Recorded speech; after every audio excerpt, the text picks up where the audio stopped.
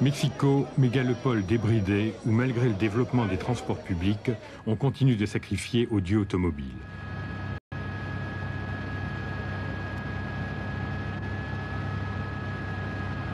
Pour tenter de mettre un peu d'ordre dans ce désordre, un centre de contrôle du trafic qui serait le plus moderne du monde et qui devrait permettre d'assurer une meilleure surveillance de tous les mouvements, y compris ceux de la population. Muy buenas tardes, queridos automovilistas.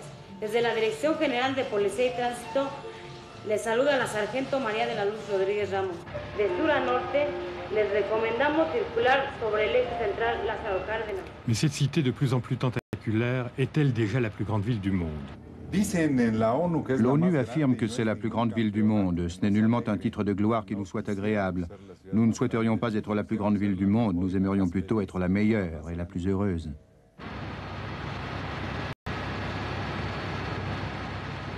Pourtant, Mexico souffre de plus en plus de ces démesures.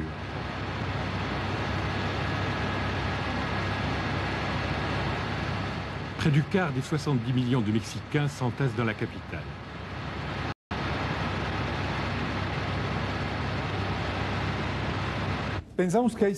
Nous avons 7 grands problèmes. Celui de la propriété de la terre, de l'eau, de l'éducation, des ordures, de la sécurité, de la circulation et de l'écologie. Ce sont là les 7 problèmes fondamentaux de la ville auxquels nous avons commencé à nous attaquer.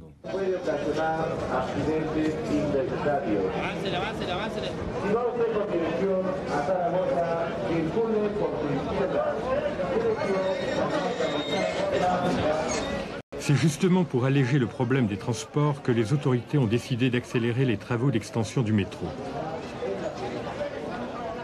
Le métro transporte 3 millions de voyageurs par jour, alors que 20 millions de personnes se déplacent quotidiennement à travers la capitale.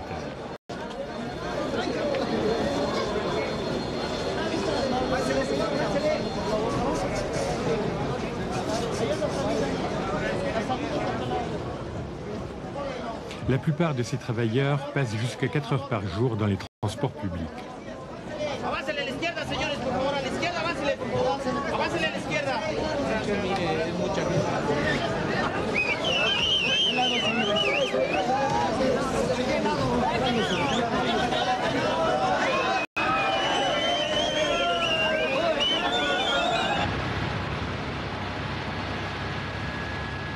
De tels accidents suffisent à interrompre le trafic pendant plusieurs heures.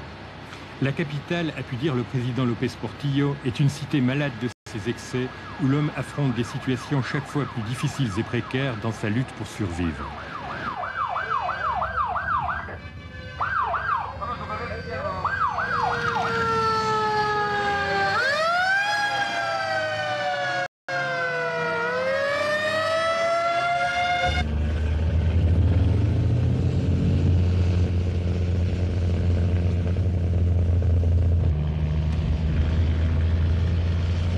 En plus des embouteillages, la pollution et le bruit sont autant de méfaits qui contribuent à exacerber les tensions.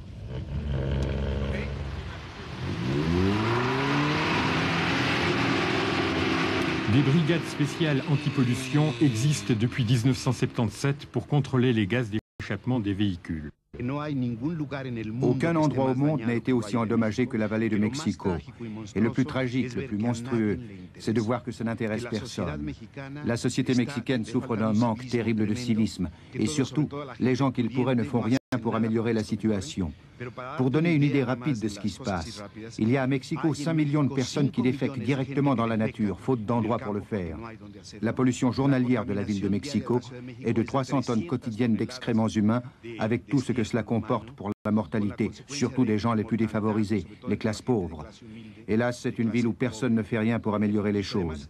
Aussi, selon les conclusions des experts qui étudient la question, très bientôt, les gens vont se jeter en masse les uns contre les autres, ils vont se battre entre eux.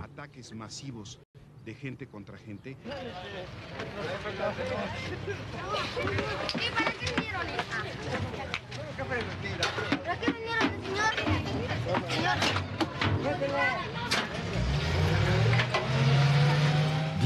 tonnes de déchets par jour et le ramassage n'arrive pas toujours à suivre. L'eau suffit à peine pour la moitié des habitants et on en fait venir à grands frais de plus de 200 km.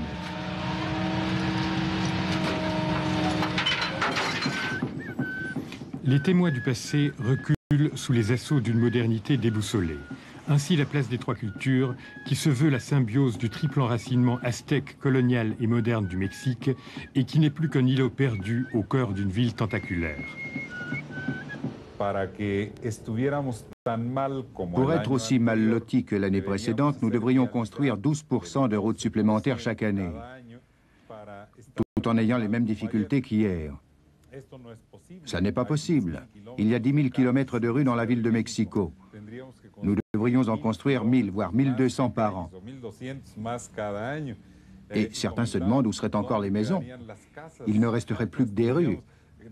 Vous voyez, ce n'est pas possible. Si la cité sans maison reste du domaine d'un improbable futur, des solutions naguère inimaginables, comme ici la séparation des couples dans le métro, ont fini par s'imposer.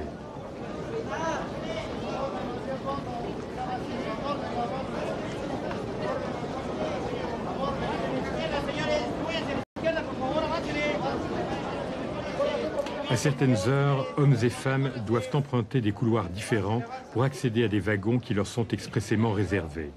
Señor usuario, colabore con nosotros, respete las medidas de seguridad que el personal del sistema le indican. Sous l'œil des préposés, les femmes s'installent en tête de la rame.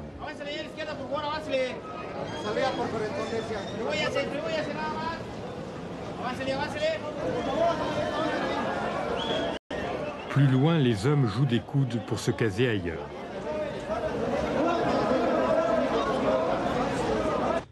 Yo creo que la masificación de las ciudades en los países en subdesarrollo es una de las tragedias mayores del siglo XX. Es el caso del Cairo, de Estambul, de una multitud de ciudades de África o de Asia. La explosión demográfica ha comenzado a fines de los 40. El país creció a una tasa de 3.5, que es una de las tasas más altas del mundo. Y la Ciudad de México ha crecido a una tasa del 17% a veces. Hemos pasado en 30 años de 3 millones de habitantes a 15 millones, lo cual ya supone una tragedia casi cósmica. 17 millions d'habitants selon la police, et Mexico ne cesse d'attirer les populations de l'intérieur. Des milliers de paysans débarquent chaque jour de leur province dans l'espoir d'y trouver un hypothétique travail. Actuellement, la capitale s'accroît de 900 000 nouveaux venus par an. Les experts prévoient que le Grand Mexico pourrait compter jusqu'à 41 millions d'habitants en l'an 2000.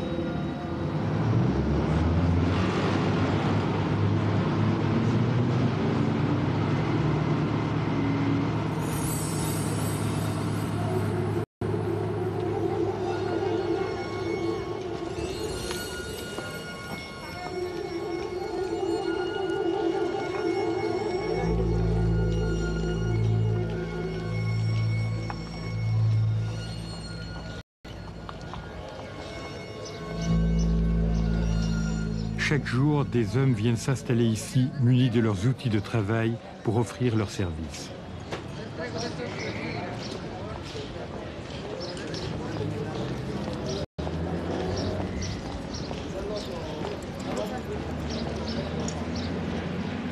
Un Mexicain sur deux souffre du chômage ou du sous-emploi.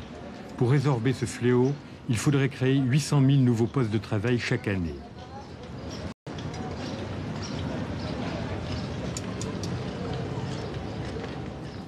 Ces femmes espèrent qu'on viendra les embaucher comme employés de maison.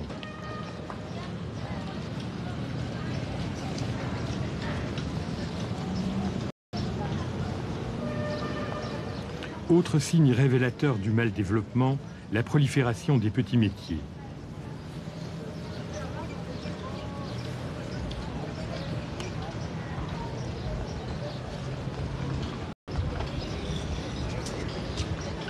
Pour survivre, on se fait vendeur ambulant ou cireur de chaussures.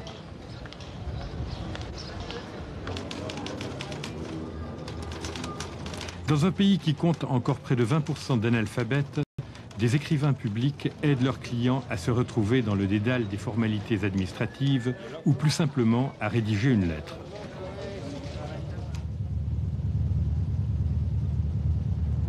Les embarras de la circulation offrent aussi l'occasion de vendre billets de loterie, journaux, glaces, fleurs et autres menus objets.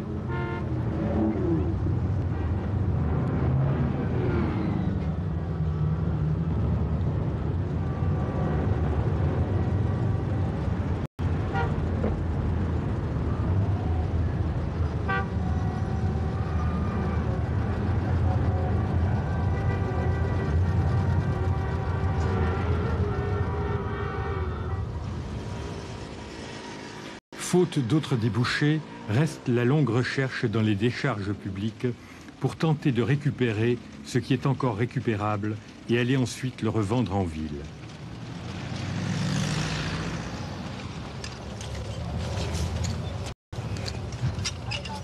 Ici, dans l'atmosphère empestée du dépotoir de Nezahualcóyotl, le plus grand bidonville de Mexico, hommes, femmes et enfants fouillent dans des monceaux de détritus en quête de n'importe quoi qui pourrait éventuellement encore servir.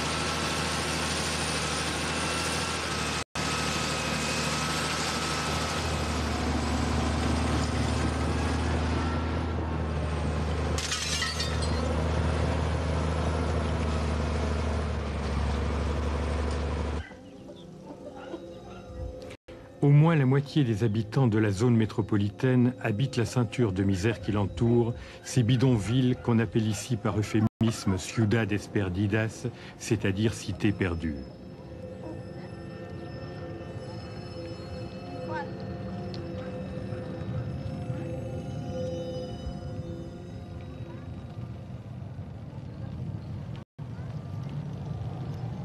Cette prolifération est la conséquence directe de la crise de l'agriculture et de la pauvreté des campagnes qui favorise l'exode rural.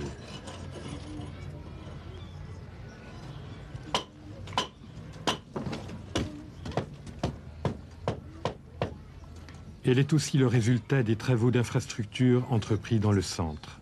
Ainsi, en 4 mois, 2000 édifices ont été démolis et 70 000 personnes déplacées de force. Et cette famille a reçu pour tout dédommagement 500 briques pour reconstruire un logis.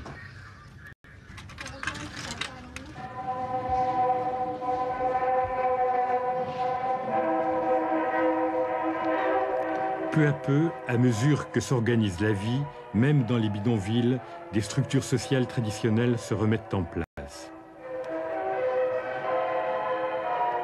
Aucun sacrifice n'est trop grand pour se marier dignement, quitte même à s'endetter.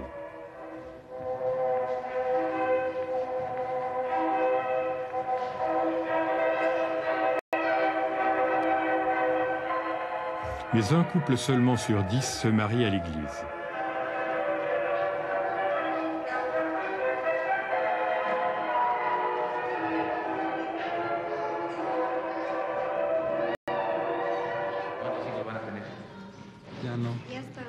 Ya están.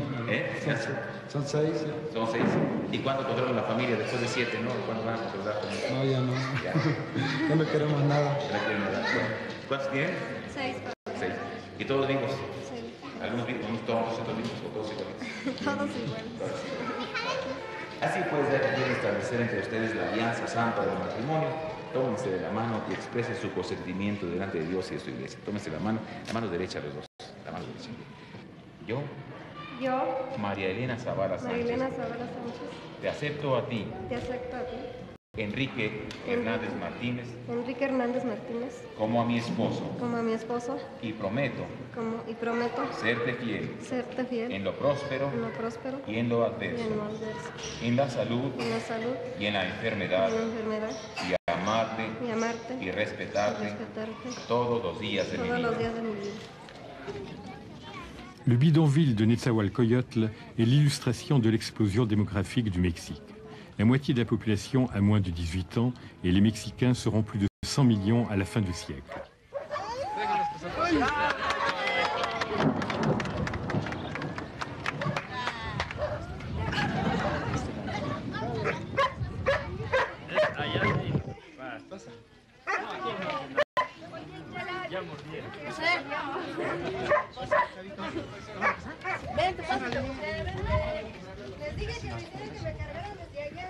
Ici, il y a 15 ans, il n'y avait rien sur les rives asséchées du lac de Texcoco quand les premiers squatters ont pris d'autorité possession du terrain.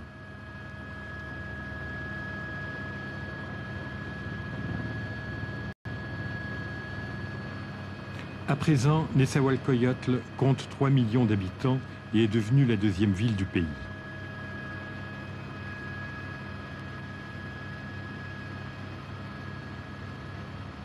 Le gouvernement a lancé un programme de planification familiale dont l'objectif est de réduire la croissance démographique de 3,5 à 2,5%.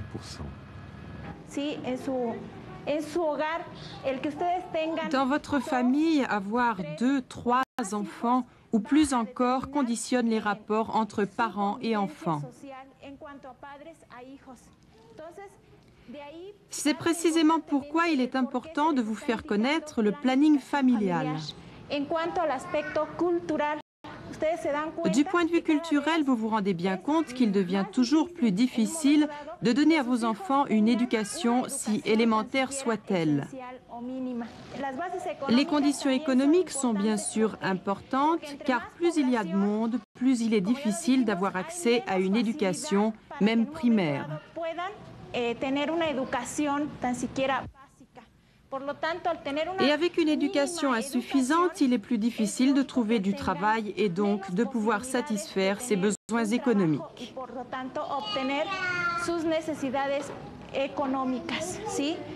¿Cuántos hijos tiene? 19. Digo 15 vivos y 4 muertos. Y tiene... ¿Y su hija tiene también hijos? Sí, tiene 3. ¿Y esa abuelita de cuántos niños? ¿Yo? Sí. 11. ¿De 11? Tengo 4 hijos casados ya. ¿Y piensa tener más hijos? No. Ya no. ¿No piensa tener más? Ya, quizá ya no. Ya me ha dado Dios mucho. ¿Y qué va a hacer para no tener más? Pues quién sabe. Ya quizá. Tengo una niña que tiene 4 meses todavía. ¿Sí? ¿Una niña de 4 meses? 4 meses. Pero ya quizás esa sea la última, digo yo. Porque ya demasiado. ¿Y aquí no hay centros de control familiar? No. ¿Para curarla? Sí. Sí hay. ¿Pero usted no se fue en un centro de control familiar? No. No. Nunca. ¿Y por qué no? ¿Por qué no? Que a veces pues dicen que es malo, la toma drogas es malo, dicen a veces. Y así para operarse pues no ha habido la manera pues, no daba. Y ya ahora que ya casi voy dando a mis hijos, ¿ya para qué me voy a operar? Sí. Ya.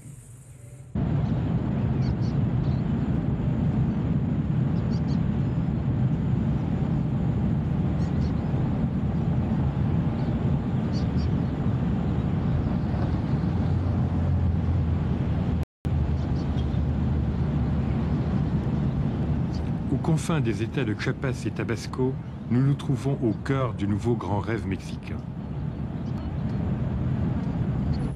Hier, un paysage tropical encore paisible, aujourd'hui, une région en pleine mutation, bouleversée par le brutal jaillissement du pétrole. Grâce à ces nouveaux gisements, le Mexique, qui devait encore importer des hydrocarbures il y a 5 ans, est maintenant devenu le 4e producteur d'or noir du monde.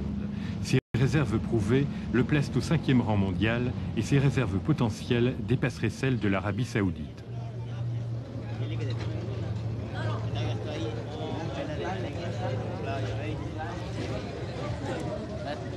Le développement de l'industrie pétrolière a entraîné une véritable ruée vers l'or noir. Ici, des centaines de candidats au travail, venus des 4 coins du Mexique, se pressent chaque jour au seuil des bureaux d'embauche. Mais il n'est pas donné à tout le monde de trouver un emploi fixe dans le pétrole qui n'occupe en permanence que 140 000 personnes dans tout le pays.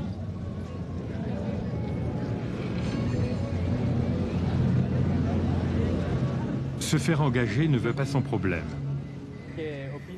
Quels sont les changements apportés par le pétrole? Eh bien, c'est grand, c'est beau, non? Mais les bénéfices, c'est pour d'autres. Oui, pour les chefs. Et pour le peuple? Rien. Pour obtenir du travail ici, qu'est-ce qu'il faut faire? Passer par le syndicat. Et c'est facile de trouver du travail ici? Oui, c'est facile de trouver du travail. Sauf qu'il faut les talonner un peu, y aller dur pour le travail. Ou voir un ingénieur quand on est ouvrier afin qu'il vous propose pour un travail. Et s'il n'y a rien à payer? Les coyotes. Les coyotes? Oui, les coyotes. C'est quoi les coyotes? C'est les officiels, hein, les chefs. Et eux, un ouvrier doit les payer pour obtenir un travail? Sous le manteau. Alors combien faut-il payer? Un miracle. Ça veut dire quoi? C'est comme ça. Et ça représente combien ce qu'il faut payer aux coyotes? Rien, juste comme un droit d'entrée, et c'est tout. Il y a des gens qui tout à l'heure dans la rue me parlaient de coyotes. C'est quoi un coyote? Ben, c'est des intermédiaires, rien de plus. Mais ici, à la Cangrejera, il n'y en a pas. Ça n'existe pas. Et la preuve, il suffit d'interroger n'importe qui parmi tous ceux qui se trouvent ici pour leur demander s'il y a quelqu'un qui leur prend de l'argent. Parce que c'est justement ce que nous surveillons le plus ici, à la Cangrejera, surtout dans notre section. Moi, j'aimerais bien trouver quelqu'un qui me dise « Dis donc, toi, tu me demandes de l'argent pour me donner du travail ?» Parce que les juges, c'est eux. Et nous leur avons toujours dit, s'il y a quelqu'un qui vous soutire de l'argent pour vous donner du travail, dénoncez-le, pour que nous nous chargions de lui faire son affaire. Parce que c'est absolument défendu de le faire. Peut-être bien, qui sait dans d'autres sections, mais ici, à la section 11, c'est ce que nous avons le plus rigoureusement interdit et qu'on nous a toujours défendu. C'est pourquoi maintenant, je peux leur dire, s'il y a quelqu'un, qu'il le dise, qu'il nous le signale, qui sait, je peux vous assurer à 100% que ça n'existe pas ici.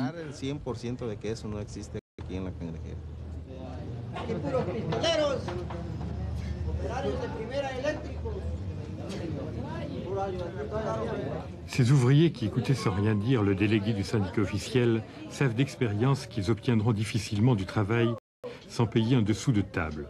Le pétrole n'échappe évidemment pas à la plaie de la corruption et parmi d'autres, des syndicalistes véreux, appelés précisément coyotes, en tirent de substantiels profits. Pour travailler dans l'industrie pétrolière, qu'est-ce qu'il faut faire?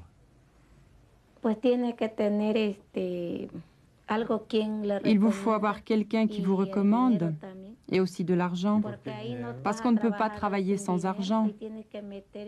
Pour travailler là-bas, il faut donner des milliers de pesos pour être inscrit sur les fiches d'emploi. Par exemple, mon grand-fils, il voulait travailler là-bas, mais comme je vous l'ai dit, il faut payer même pour obtenir une place dans une équipe pour 20 ou 30 jours.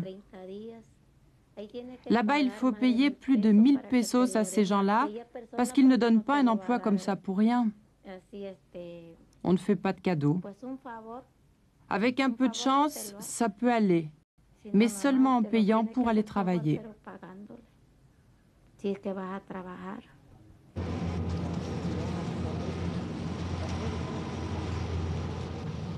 Bénédiction pour les uns, malédiction pour les autres, le pétrole conditionne déjà en grande partie l'avenir du pays.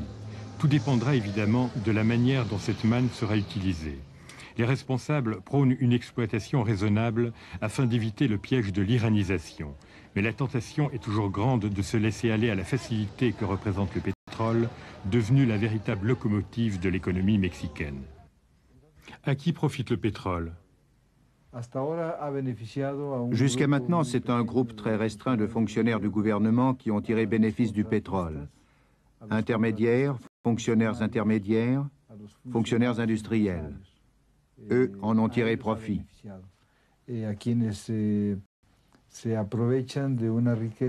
Ils profitent d'une richesse qui est produite par seulement 140 000 Mexicains, soit le 0,7% de la main-d'œuvre du pays, qui produit le 7% du produit intérieur brut. Mais un baril de pétrole crée au Mexique 12 emplois. Et pour produire un emploi en vendant du pétrole, nous devons vendre 2000 barils. C'est dire que les avantages, c'est une bourgeoisie qui s'enrichit chaque jour un peu plus, qui les retire. Que cada vez se enriquece más en el país.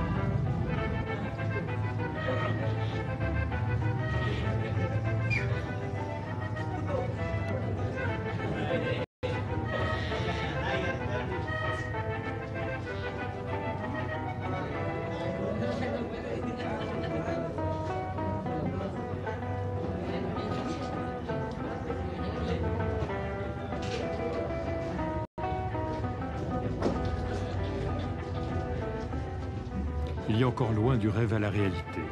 Le président López Portillo a reconnu lui-même l'existence de deux Mexiques. D'un côté, un pays déshérité et opprimé qui ne dispose même pas des biens les plus élémentaires. De l'autre, un Mexique où l'on possède presque tout, y compris des luxes inutiles.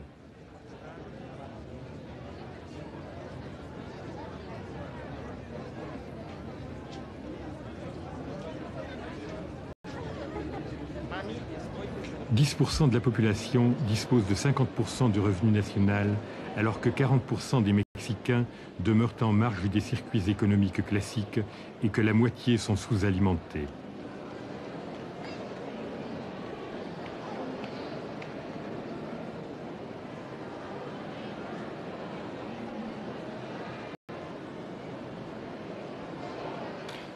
Ici, le Tout Mexico assiste à l'inauguration, en présence du président López Portillo, du musée d'art contemporain du grand peintre Rufino Tamayo. Dans une des toiles exposées, l'opposition nord-sud, l'antagonisme entre riches et pauvres, apparaît à sa manière.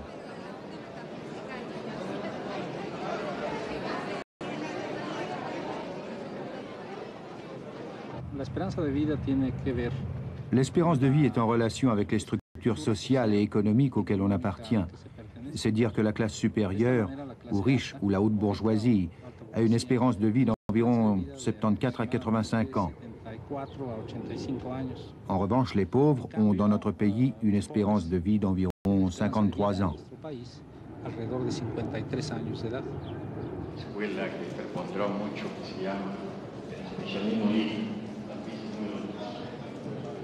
Personnage central du système, le président jouit de pouvoirs parfois comparés à ceux d'un roi aztèque, mais à une différence notable, son règne est strictement limité à 6 ans. Soit nos fils vont cohabiter dans la justice sociale avec ceux des classes populaires, a dit M. López Portillo, soit ils s'affronteront dans la violence. Nous avons pleinement conscience qu'il existe au Mexique des zones développées, des zones peu développées, et qu'il y a des contrastes très profonds, même violents, au Mexique. Nous avons pleinement conscience de tout cela. Et il me semble que les deux problèmes, c'est-à-dire la lutte contre le colonialisme et la lutte à l'intérieur, forment un seul combat qui correspond à une seule mentalité, à un seul objectif. Qu'il le veuille ou non, le Mexique ne peut ignorer l'impérieuse réalité géographique. Plus de 3000 km de frontières avec les États-Unis, ce qui n'empêche pas de jouer un rôle moteur dans le dialogue nord-sud et d'affirmer des positions originales en politique étrangère. Ainsi, le Mexique est le seul pays d'Amérique latine à n'avoir jamais rompu ses relations avec Cuba. Le président López Portillo entretient des liens d'amitié personnels avec le président Fidel Castro, reçu ici en visite officielle dans l'île mexicaine de Cozumel. Un fraternal abrazo a través de su líder, José López Portillo. Y que tenga un pronto retorno a esta tierra mexicana que lo espera.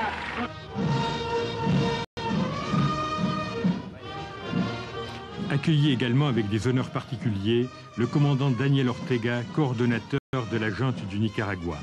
Cette visite a été l'occasion de renouveler le soutien du Mexique à la révolution sandiniste et à tous ceux qui luttent au Salvador et ailleurs en Amérique centrale pour des changements de structure, ce qui est un nouveau point de désaccord avec Washington. La preuve que pour le Mexique, un système d'économie libérale à l'intérieur n'exclut pas des positions plus avancées à l'extérieur. Avec les États-Unis, la raison commande davantage que le cœur. Le grand voisin du Nord demeure de loin le principal partenaire du Mexique et ce n'est pas par hasard que le président López Portillo a été le premier chef d'État étranger à rencontrer le président Reagan avant même son installation à la Maison-Blanche.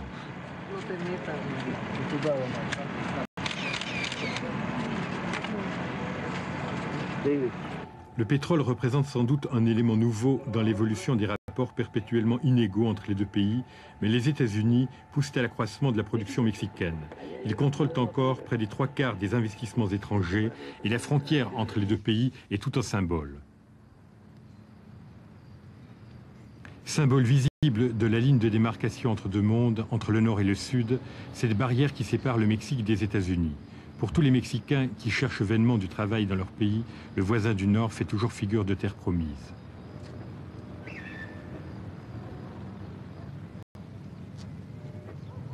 Chaque nuit, ils sont des milliers à tenter de franchir clandestinement cette frontière.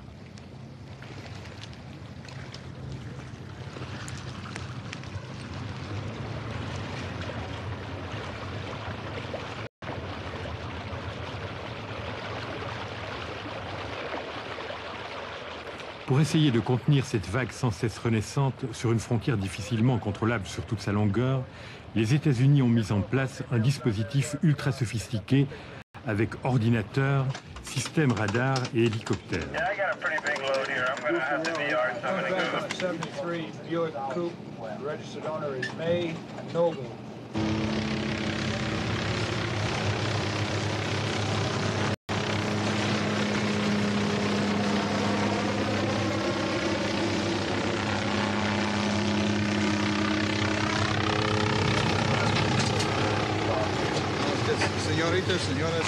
Surveillés, pourchassés, arrêtés, renvoyés, ils reviennent inlassablement à la charge.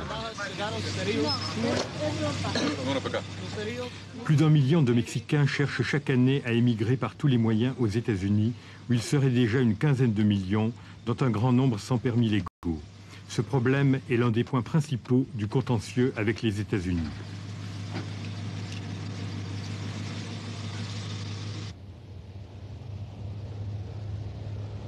Pourtant, pour une minorité qui en a les moyens, on retrouve à Mexico même des copies conformes du mode de vie américain, comme ici dans ce centre commercial aux allures résolument modernistes.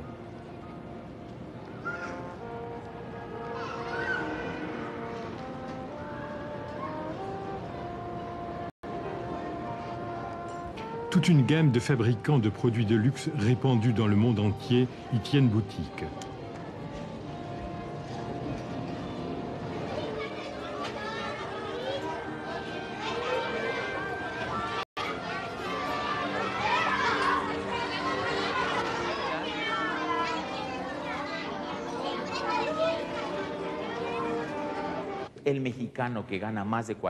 Le Mexicain qui gagne plus de 40 000 pesos s'identifie aux États-Unis. Ses vêtements sont américains. Il voyage aux États-Unis.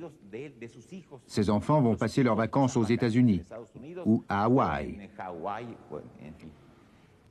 Pour les vêtements, les voyages, les appareils, ce sont des gens qui achètent des gadgets, des vidéocassettes, des fours à micro-ondes, surtout d'origine américaine, des voitures américaines pour 1 million de pesos, 2 ou 3 voitures même. C'est un processus de mimétisme, d'imitation pour ceux qui touchent 40 000 pesos et plus mensuellement. Le deuxième groupe, mettons la classe moyenne, ceux qui gagneraient entre 10 000 et 30 000 pesos, ce deuxième groupe imite en partie les États-Unis et en partie les riches.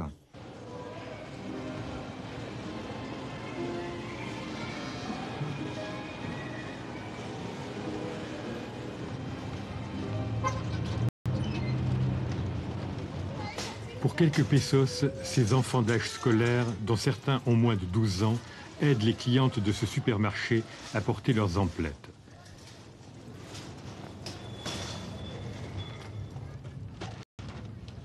Ces gains occasionnels vont généralement arrondir le revenu familial.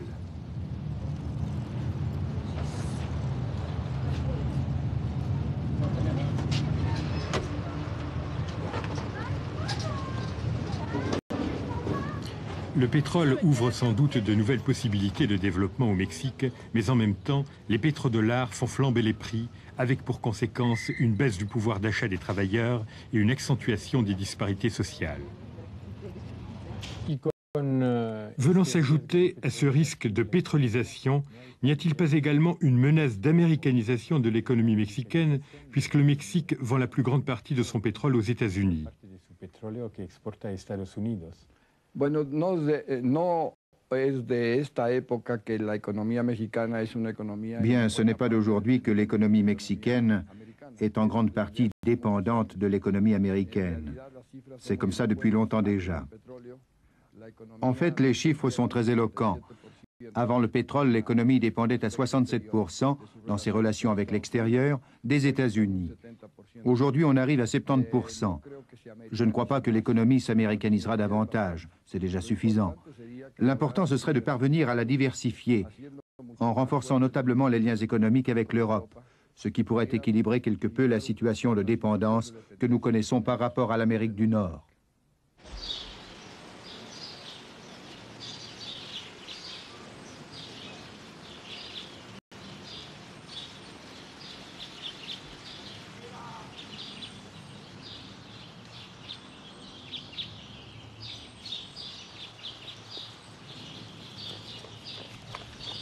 À une quarantaine de kilomètres de la vie trépidante de Mexico, à proximité immédiate des imposantes pyramides aztèques de Teotihuacan, pour ce seigneur de l'industrie, les fins de semaine sont l'occasion de revenir aux sources et de renouer avec une vie encore patriarcale.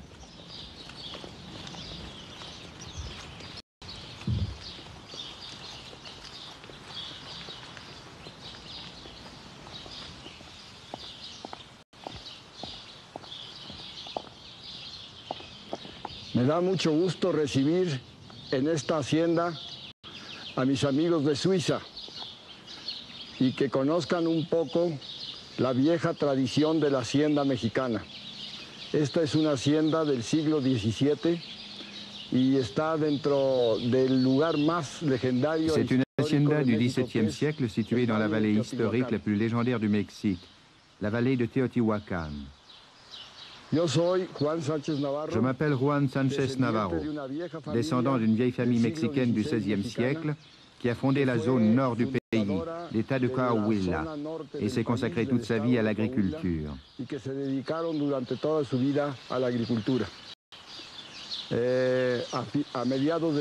À la moitié du siècle dernier, ils ont perdu leur fortune, parce que mon arrière-grand-père a eu la fantaisie de se mêler de politique, ce qui a eu pour conséquence d'affecter ses terres. Plus tard, mon père a été exproprié pendant la Révolution en raison de la réforme agraire.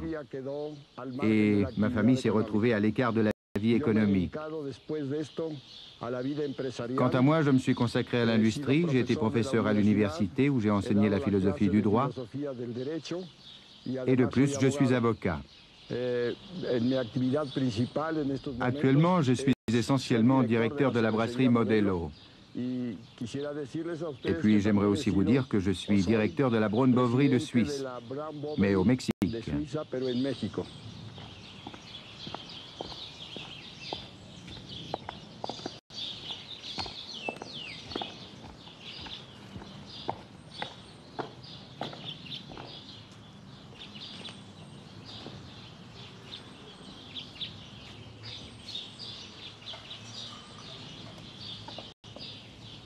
Dans un pays où la main-d'œuvre abonde, la tradition du personnel de maison se maintient non seulement dans les milieux fortunés, mais également dans la classe moyenne.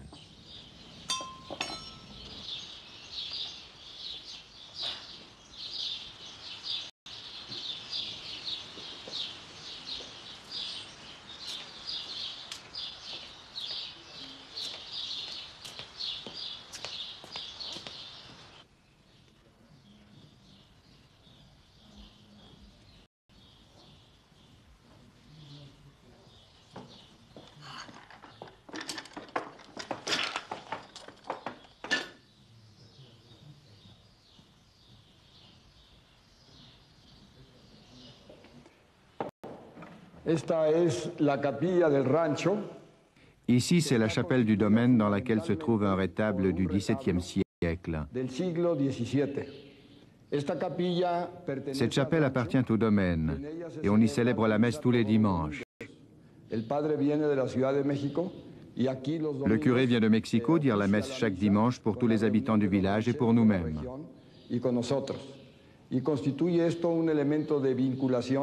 En quelque sorte, c'est un lien entre nous et la population de la zone par l'intermédiaire de ce précieux joyau de l'art colonial mexicain.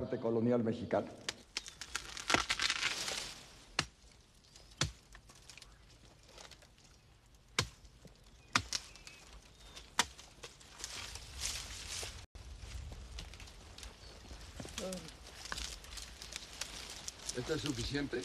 Sí, con esto tenemos.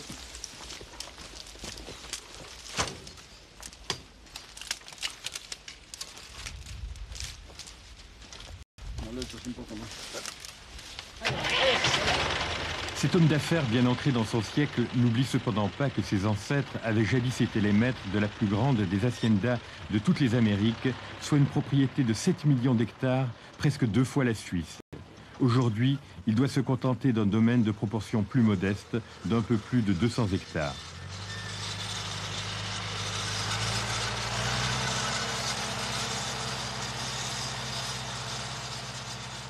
Bien sûr, il explique à sa manière les carences actuelles de l'agriculture mexicaine.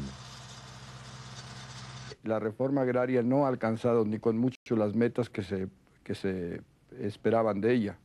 La réforme agraire est très loin d'avoir atteint les objectifs que l'on en attendait. Dans les campagnes, la propriété s'est atomisée, que ce soit dans les ridos ou dans les petits domaines.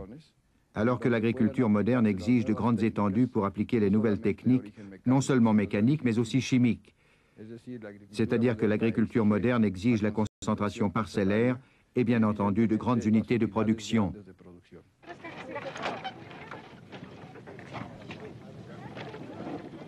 Pourtant, tournant la loi, de grandes propriétés se sont reconstituées et sous l'influence des transnationales nord-américaines, de grandes unités de production existent déjà.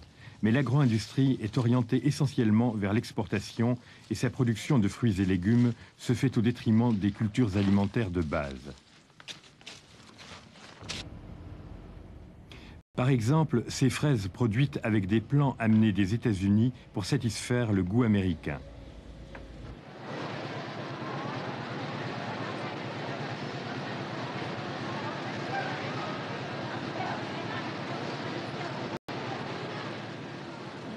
« 5% seulement de ces fraises sont consommées au Mexique. »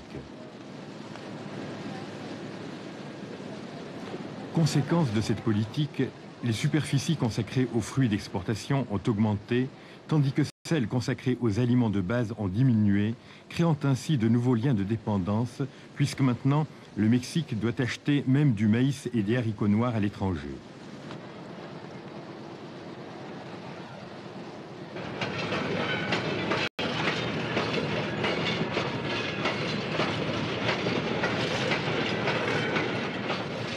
Loin de l'atténuer, cela ne fait qu'aggraver le problème de l'emploi. Souvent contraints d'abandonner leurs petits lopins de terre, les paysans en sont réduits à tenter de s'engager comme journaliers et d'offrir leur force de travail au gré des nécessités saisonnières.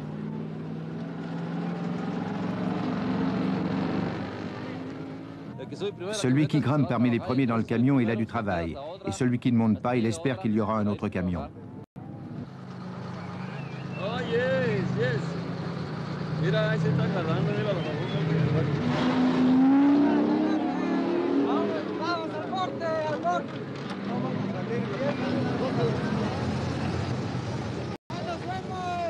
Là où il y a eu le feu, il y a toujours des braises, affirme un dicton mexicain. Et dans les campagnes où vit près de la moitié de la population, ces braises rougeoient encore.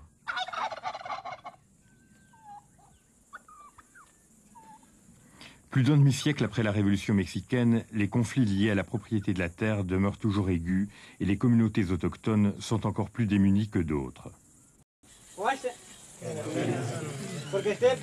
Ces Indiens Nahuas ont enfin obtenu des titres de propriété en bonne et due forme que le chef du village montre ici à ses compagnons.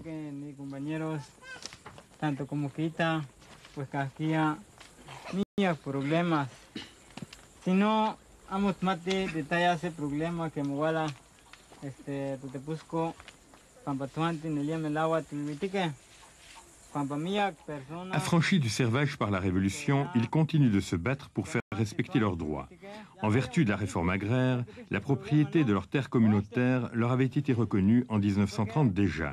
Mais ce n'est qu'en 1966 qu'a été signé le décret d'application et le latifundiste s'est systématiquement opposé à la restitution de leurs terres.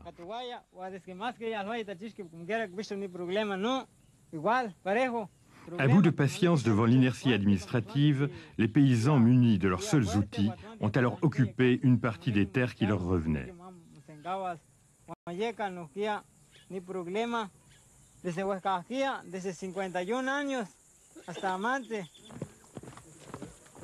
À diverses reprises, ces Indiens se sont heurtés aux pistoleros, les hommes de main des caciques, qui ont abattu plusieurs d'entre eux. Que s'est-il passé avec les pistoleros?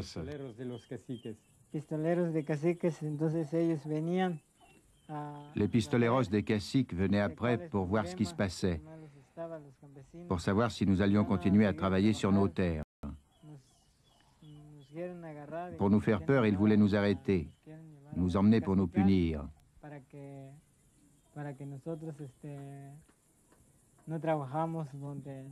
Parce que le propriétaire terrien, il avait du bétail. Et quand il venait avec son bétail, les pistoleros arrivaient. Ils étaient au moins une quinzaine pour qu'on ne fasse rien contre eux. Et puis eux, ils avaient des armes, des revolvers. Et nous autres, pauvres gens, on laissait faire. On ne pouvait rien, parce que nous n'avons rien. Juste nos outils. Les mutations en cours ravivent les tensions, surtout dans les campagnes. Le Mexique compterait au moins 300 prisonniers politiques et disparus. En dépit de certains aspects répressifs, le système dominé par le Parti révolutionnaire institutionnel reste relativement souple pour l'Amérique latine. Saura-t-il relever le double défi agricole et pétrolier? Ya el 80% de exportación de todas las exportaciones mexicanas es una monoexportación clásica. Déjà, le 80% des exportations du Mexique représentent une mono-exportation classique. D'autre part, le Mexique achète davantage d'aliments à l'étranger. L'année dernière, nous avons dû acheter 10 200 000 tonnes de céréales aux États-Unis, alors qu'en 1972, le Mexique était un pays exportateur de céréales. C'est-à-dire que nous consacrons déjà le 35% des revenus que nous tirons du pétrole à acheter de la nourriture. Lo gastamos en alimentos.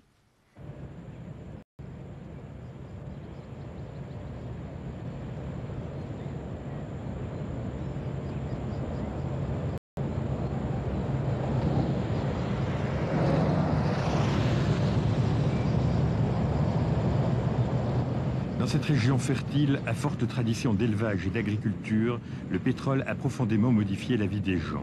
Pour les besoins de l'extension du complexe pétrochimique de Cactus, ce petit paysan a déjà été déplacé d'autorité à 3 reprises. Vous continuez à travailler au champ? Bien sûr, comme je suis devenu veilleur, je travaille la nuit. Le jour, je travaille au champ. Maintenant, je suis en train de semer du maïs. Vous avez des terres? Non, juste ce petit lopin, là où j'ai ma maison. Je n'ai plus rien depuis qu'on a occupé le bout de terre que j'avais là-bas. Et jusqu'à quand pensez-vous rester vivre ici? Jusqu'à ce que la compagnie des pétroles mexicains vienne prendre aussi ce bout de terrain. On dit qu'on va déplacer tous les habitants de cette zone parce que le pétrole qui va passer d'ici à là-bas, il est très dangereux. Alors on attend d'être dédommagé pour partir.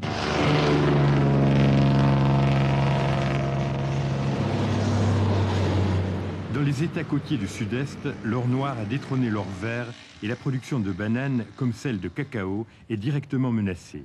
D'ailleurs, les conflits sont devenus presque quotidiens entre paysans et la compagnie mexicaine des pétroles.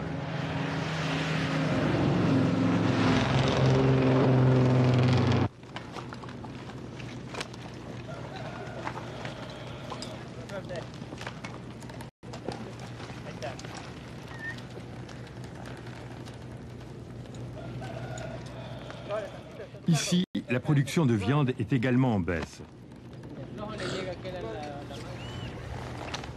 Pour l'ensemble du Mexique, l'approvisionnement en viande de la population est désormais inférieur à la consommation et le taux annuel de croissance du cheptel bovin ne suit plus la croissance démographique. Pour cet éleveur, propriétaire de 70 têtes de bétail, il n'y a plus qu'à se résigner. Quelles sont les répercussions de l'industrie pétrolière sur le développement de l'élevage?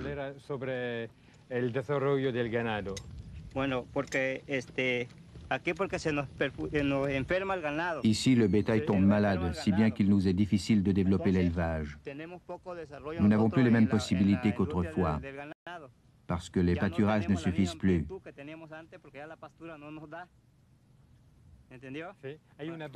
C'est-à-dire qu'il y a recul de l'agriculture? Il y a un recul dans notre secteur agricole. Ce n'est plus la même chose qu'avant. Nous sentons une baisse très sensible. Alors, comment voyez-vous l'avenir de votre famille, de vos fils? L'avenir de nos enfants, ce n'est plus la même chose qu'auparavant. C'est moins rentable, ce n'est plus pareil. Eux, ils devront se résigner à mener une autre vie, différente, pour pouvoir vivre. Parce que l'élevage, ça ne paie plus. Quelles sont les autres possibilités de travail pour eux? L'industrie pétrolière? L'industrie pétrolière, mais ils doivent s'y préparer pour pouvoir faire quelque chose, pour pouvoir travailler dans le pétrole. Vous croyez qu'il y aura assez de travail pour vos enfants dans l'industrie du pétrole? C'est justement ce qui fait toute la différence. Dans le sillage de ces bouleversements, l'actif et le passif ont du mal à s'équilibrer. Je crois que l'industrialisation pour des pays comme le Mexique est très nécessaire. Tout dépend de l'usage qu'on en fait. En raison d'une croissance exagérée et anarchique, on assiste à la destruction des richesses naturelles. Vous avez eu l'exemple de la marée noire de Campeche. Vous voyez ce qui se passe actuellement à Villahermosa. Et ce problème, qui est déjà très grave, vient s'ajouter à une pathologie de la pauvreté, à une pathologie de l'industrialisation.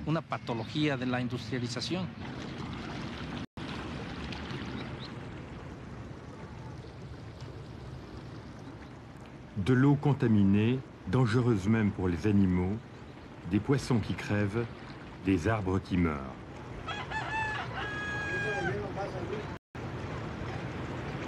¿Qué piensa del petróleo, señora? Ya acabó el petróleo con los pobres. Y ahora, pero ni una naranjita prueba usted de decir su mata se le echó. Lo que otros años, montonones de vías ahí de naranja que entregábamos, zapote, chayote. Yo mandaba 3, 4 cajas de chayote. Y este año, don, por ser Dios ni para comer. Usted que esas cosas que te tiran, esas frutas, se mortí. Ahí está. pero todo. Ya no hay aquello de cuando no había petróleo. Daba gusto la fruta aquí. Chinín, hasta se podría. Ahí en esas matas tengo ahí, aguacate, de todo. Estamos acabados. ¿Viste las casas cómo están? Qué viejas son estas casas. Todo acabó.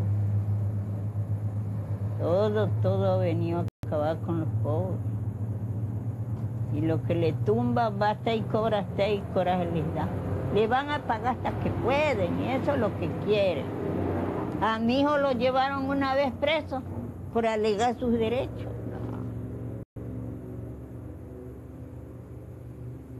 Y les dijo que él moría en su ley por su trabajo. Que yo dejo de comer, dejo de beber, hice por ver mi trabajo, porque no quiero andar robando, sino... Nosotros no somos de la gente ladrona, sino trabajadora. Y se lo llevaron. Pero sí les ganó el pleito. Aujourd'hui, comme nombre de pays du tiers-monde, le Mexique est en train de se chercher, de se redéfinir lui-même pour tenter de surmonter ses contradictions et dépasser ses paradoxes. Reste à savoir s'il y parviendra en s'épargnant le coût d'une nouvelle explosion sociale.